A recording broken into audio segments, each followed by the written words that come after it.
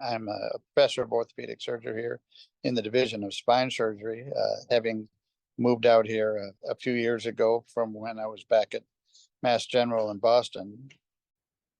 So Guardinium, as you know, the history of spine surgery, especially instrumented spine surgery, can be listed and described as some very important leaps and bounds over the decades, starting with the introduction of Harrington instrumentation by Dr. Paul Harrington back around 1960, which completely changed the way we took care of spine and spine deformities, especially in the young and the vulnerable.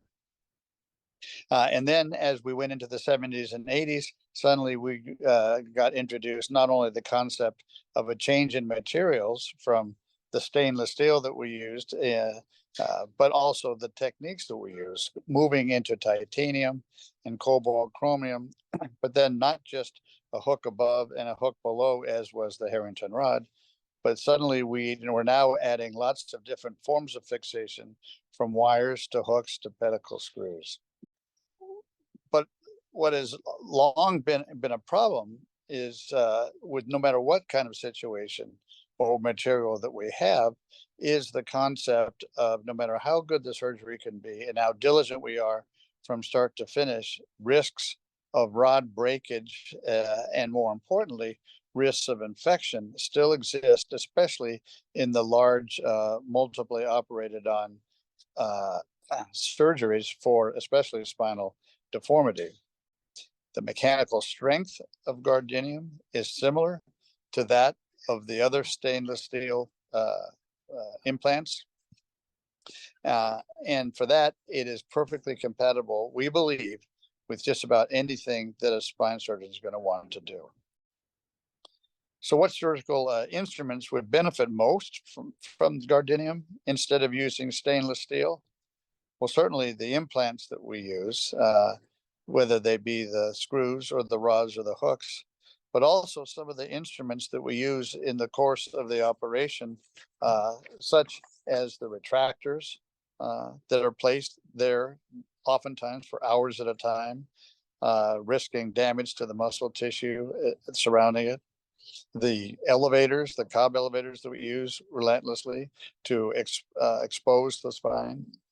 Things like this can be fashioned out of this new biomechanical, biomechanically strong metal alloy, and can be very, very applicable to just about any surgery out there. Those who would be most useful for, thus, are going to be those who are at highest risk for infection or complication. Those would be, anyone at risk, the elderly, those who are being operated on with vision surgery, having had previous operations. It is polymicrobially effective.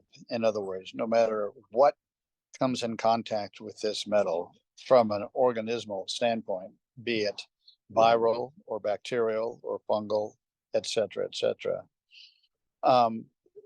The mechanism of biologic degradation begins with taking a part of that organism cell wall. And for me and others, for example, who work in large tertiary referral centers, such as Stanford, where people come from so many different places, so many different backgrounds, so many different previous surgeries in different states of health and welfare, it's vitally important to be able to concentrate on so many other things other than what you're doing to eradicate the chance of infection popping up or infection recurring. And that, in and of itself is an outstanding feature, because, in the current times, we do take care of so many people who have had infections themselves in the past, and we're scraping it out as best we can. But we're trying to stabilize the spine and instrument it. And the last thing you want is a material that's going in there that might pose the risk of recurrent infection. And Guardinium tackles that task dramatically.